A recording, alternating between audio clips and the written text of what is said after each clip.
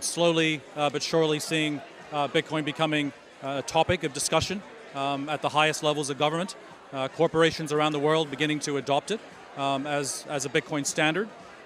In April, for us, that's when we decided that we wanted to adopt Bitcoin, and now all we want to do is accumulate more Bitcoin over time for our shareholders. And so 2024 will go down as the year where it all began.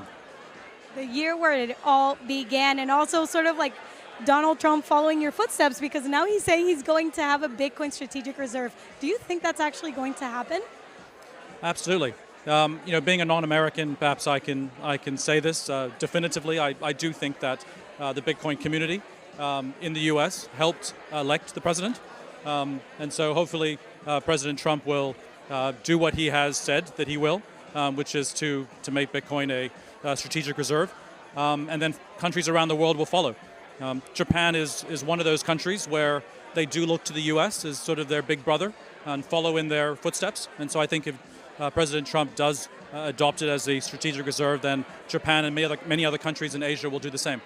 In a way, it's sort of like we're going to see the game theory play out in full circle. We're going to see, like, what countries would you say will follow the United States footprints? Good question. You said Japan? Yeah, I think Japan. I think a lot of the countries in Asia. I think a lot of the third world countries in particular that see, perhaps adopting Bitcoin will be a way to shore up their own currencies.